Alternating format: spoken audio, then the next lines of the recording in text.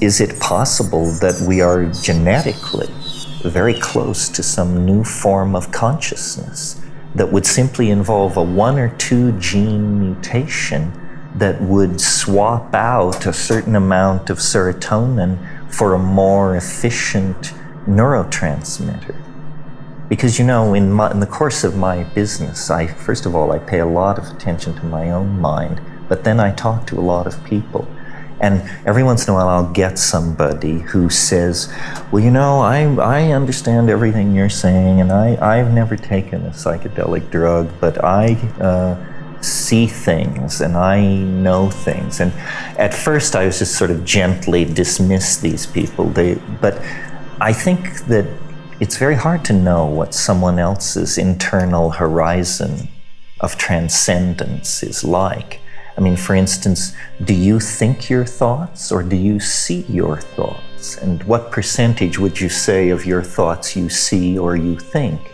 And are those who think their thoughts different from those who see their thoughts? Chemically different? Genetically different? One of the things that's so fascinating about ayahuasca is when you go to the Aboriginal setting and you take it with the people, they sing. That's their thing to do on it. They sing. And the pattern of the ritual, which isn't much of a ritual, is basically they sing, and then when they're tired of singing, there's like a break, and people go out and take a leak, and people smoke cigarettes, and then they start singing again.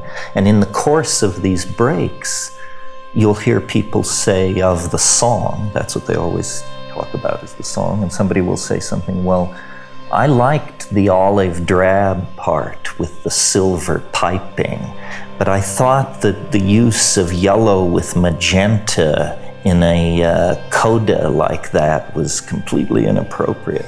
You think, this is a critique of a song?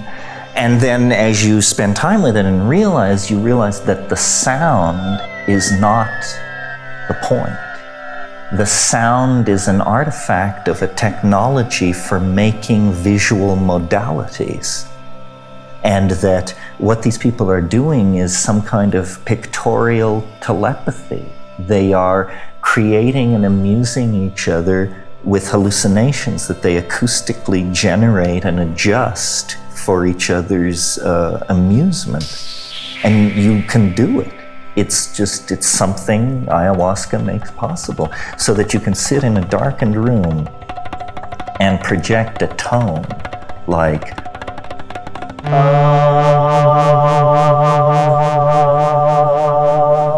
and slowly this blue ribbon will descend approximately to a foot wide and 10 feet in front of you.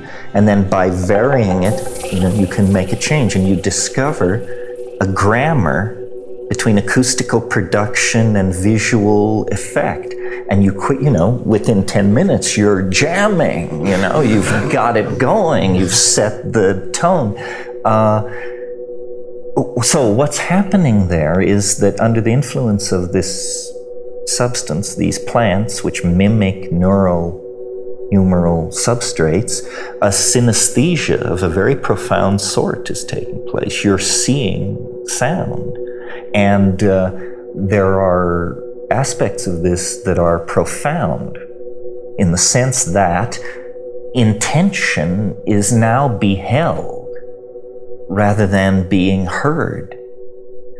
This Alexandrine philosopher Philo-Judaeus, who was an absolute contemporary of Christ, lived before, died after, wrote 20 volumes of commentary on the religions of the ancient Middle East. He talked about what he called the more perfect logos. The logos being this informing, revealing entelechy that was the sine qua non of Greek philosophy. And Philo wrote about the more perfect logos. And he said, the more perfect logos will go from being heard to being beheld without ever crossing over a noticeable moment of transition. It goes from me thinking to it thinking. It goes from me thinking acoustically to me thinking pictorially in 3 dimensions. And the glue of communication is much stronger. You see, if you use acoustical language to communicate, notice that that is small mouth noises.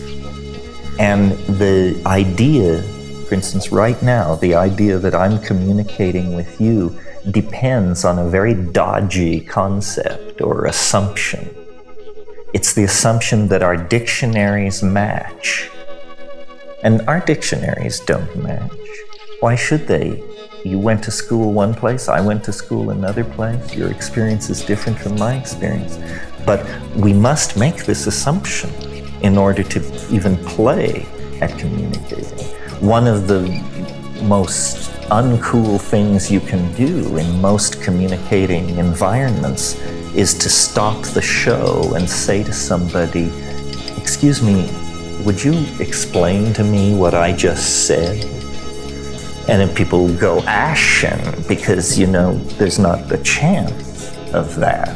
And then the whole game breaks down and it's exposed that, we might as well be sending smoke signals.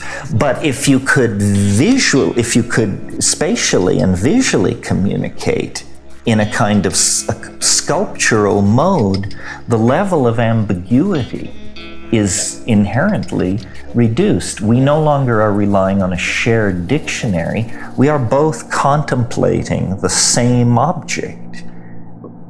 As an example, this could be argued against by a maniac, but I think the point is fairly clear. If I read you a paragraph from Proust, let's say, then we could spend the rest of the afternoon talking about what does the author mean. But if I show you a piece of sculpture, we walk around it, and its implications may require discussion, but its essential being as an object is much more unambiguous. So I think part of the evolution of consciousness, our subject for today, I remind you, is a refinement and a filling in of language. A new dimension of linguistic robustness can come out of the psychedelic experience to make communication a more telepathic and synesthesic phenomenon.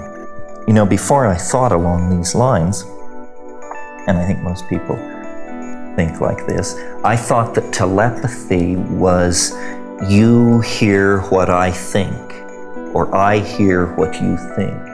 Now I understand telepathy differently. Telepathy is you see what I mean. I see what you mean. That's real communication, because if I can see what you mean, I somehow stand in your shoes. It's a very intimate relationship of communication. We who are the rational skeptics who are out of the loop on this one, something is going on, something very much like communication between human beings and plants. This is what I call the Gaian mind. And it's what we have lost contact with through our civilized lifestyle and our avoidance of wilderness and our insistence on media overload and so forth and so on. But if you go into the wilderness, even without psychedelics, alone, and stay there days, people say, well, one goes mad.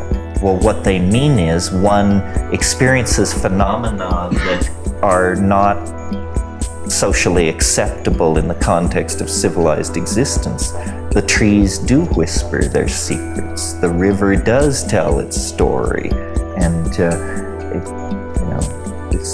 has been studied even. There's a book, I can't remember who wrote it, called The Felt Presence in Unusual Environments. And it studies, everybody from New Guinea Highlanders to New Yorkers.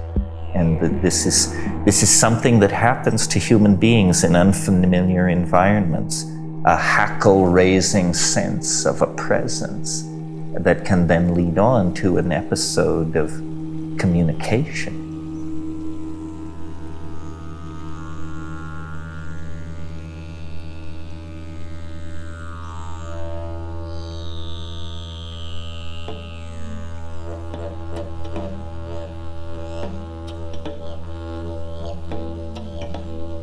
As long as we have civilization, we will have psychochemistry from here on out. So it's up to us to manage that. One way of managing it, I think, is to exhibit enough sense to come in out of the rain. So why don't we?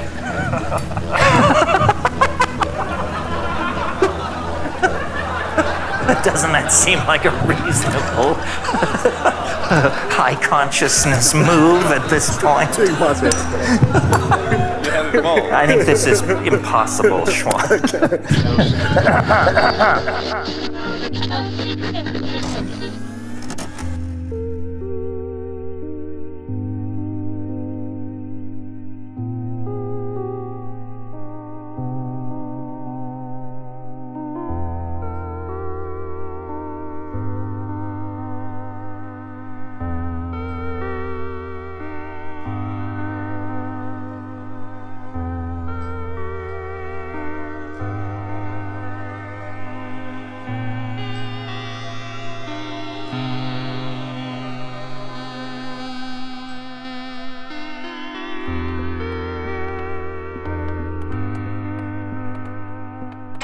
The future is here. Don't be late.